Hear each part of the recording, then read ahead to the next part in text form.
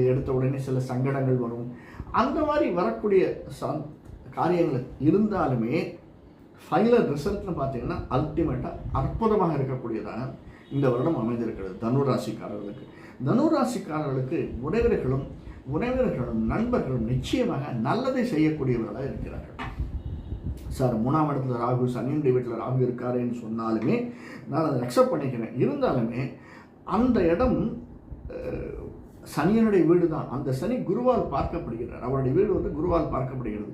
அதனால் நாம் தான் உயர்ந்திருப்போம். நாம் உயர்ந்திருந்தோம்னா ஆட்டோமேட்டிக்காக அவர்கள் பொறாமைப்பட்டாலுமே அந்த பொறாமையை நம்மகிட்ட வெளிப்படுத்த முடியாத ஒரு சூழ்நிலை தான் நண்பர்களுக்கும் உறவினர்களுக்கு எஸ்பெஷலி இருக்குது. உறவினர்களால் நமக்கும் நன்மை தரக்கூடியதாகத்தான் 2026 அமைஞ்சிருக்கிறது. கொஞ்சம் அட்ஜஸ்ட் பண்ணி போகும், அவ்வளோதான்.